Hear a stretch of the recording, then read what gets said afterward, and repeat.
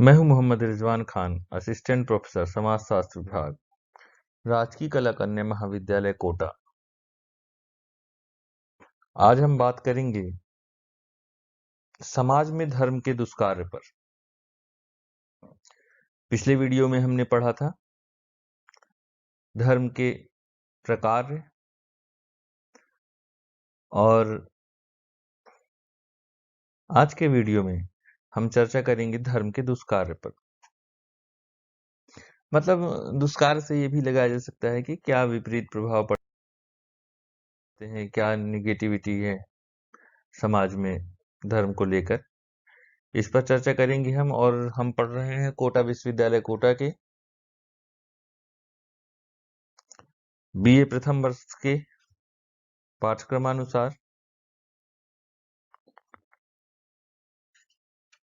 दूसरा प्रश्न पत्र भारतीय समाज,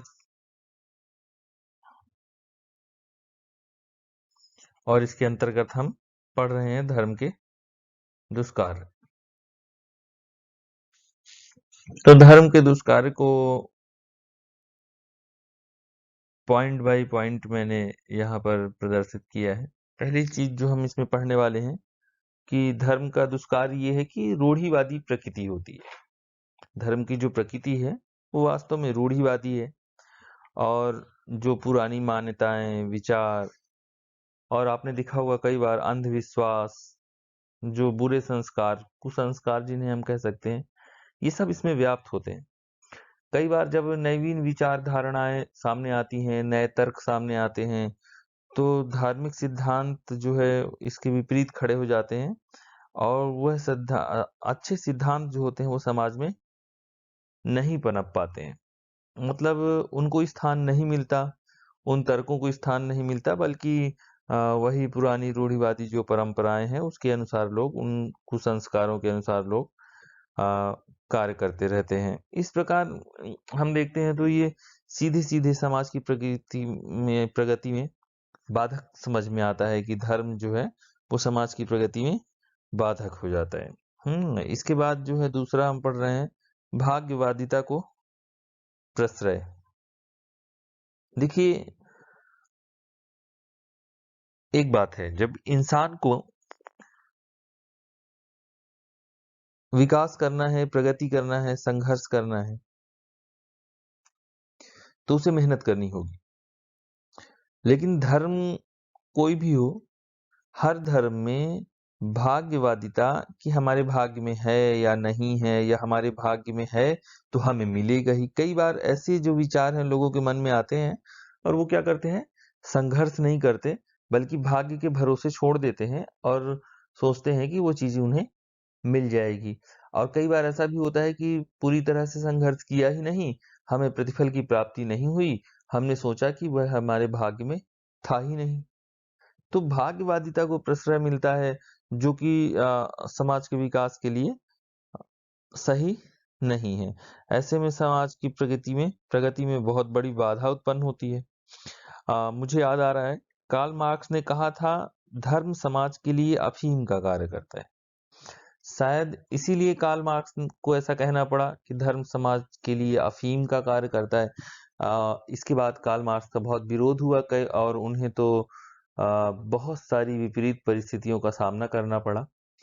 हम कार्ल मार्क्स पर चर्चा करेंगे कभी, तो हम पूरी तरह से इस बात को जानने का प्रयास करेंगे, और आपको बहुत अच्छा लगेगा कार्ल मार्क्स के संघर्षों को पढ़कर, कार्ल मार्क्स की स्टोरी को पढ़कर, और कार्ल मार्क्स के जीवन को पढ़कर एक नया अनुभव प्राप्त होगा। आप लोग भी अपनी तरफ से पढ़ने का प्रयास कीजिएगा। कोई डाउट होगा तो हम लोग कार्ल मार्क्स पर भी एक वीडियो बनाएंगे, ठीक है।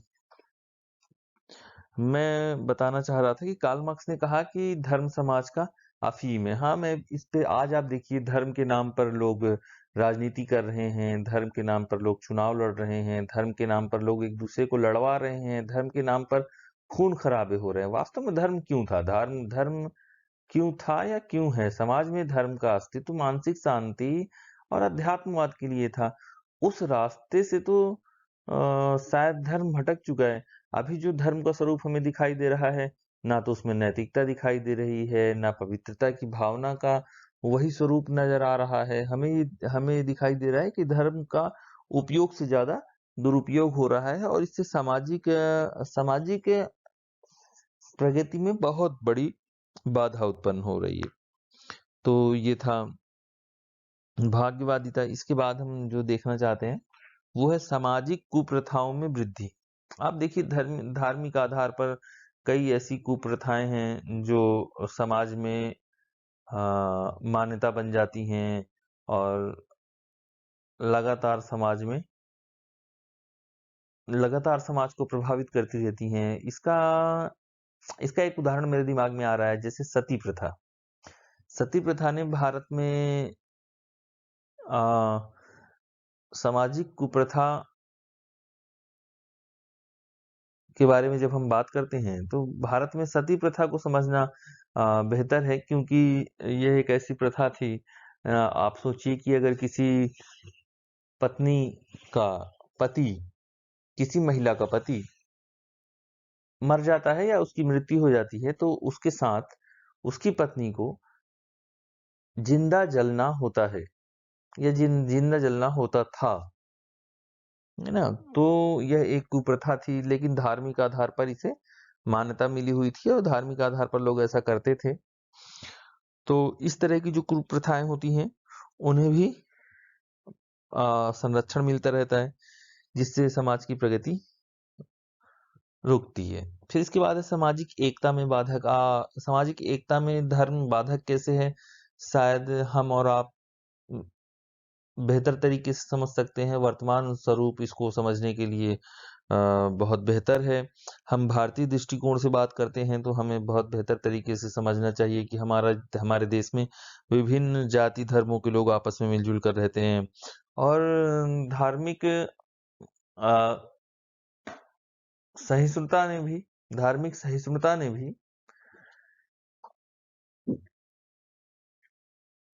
अभी बहुत गहरी खाई छोड़ी है। हमें ऐसा लगता है कि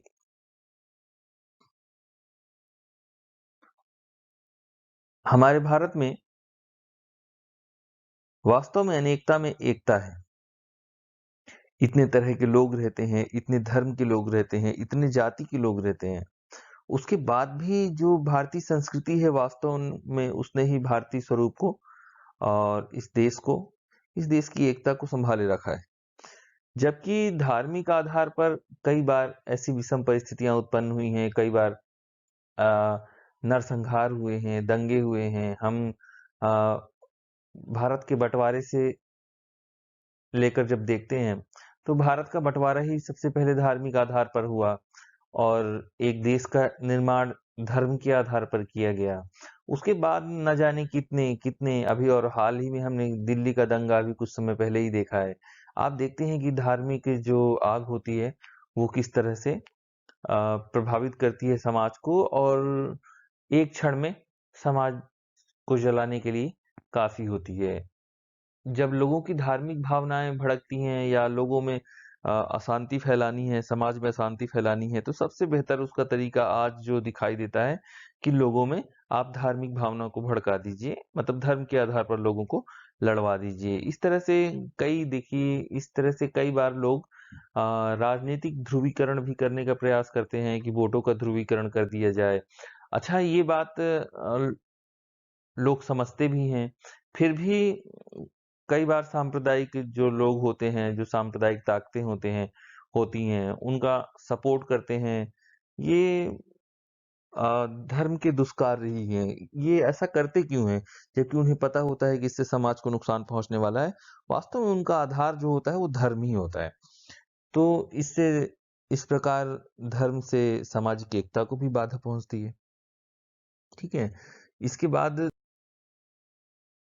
इसकी जो एक खास बात है, आप देखिए कि आज हमने इतना विकास कर लिया कि हमने बड़े-बड़े एरोप्लेन बना लिए, एयरबस बना लिए, है ना? और सैटेलाइट्स बना लिए। हम दूसरे ग्रहों पर पहुंच रहे हैं, हम चंद्रमा पर पहुंच रहे हैं, अंतरिक्ष में पहुंच रहे हैं।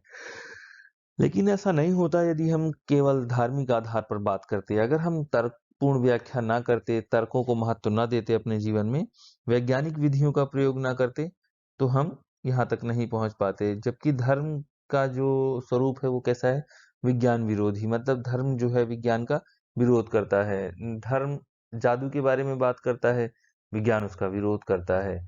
जहाँ-जहाँ भी धार्मिक तथ्य जो मतलब अवैज्ञानिक तरीके से प्रस्तुत किए जाते हैं, विज्ञान उनका विरोध करता है और धर्म विज्ञान का विरोध करता है। मतलब ठीक विपरीत खड़े हुए नज़र आते हैं। इसलिए अगर हमें विज्ञान का विकास करना है, हमें अपने जीवन को प्रगति देनी है, हमें मानव समाज को प्रगति देनी है, तो हमें विज्ञान का साथ देना होगा और तर्कपूर्ण व्याख्या करनी होगी, तर्कपूर्ण तथ्यों को समझना होगा। ठीक है? तो विज्ञान कैसा है? विज्ञान बोल रहा हूँ। मैं कहना चाह रहा हूँ कि धर्म क्या करता है? विज्ञान विरोधी है और विज्ञान का विरोध करता है। ठीक है?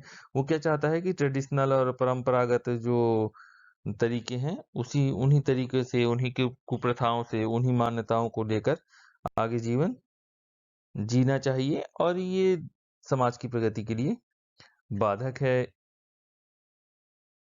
आप सबको धन्यवाद। सुरक्षित रहिए।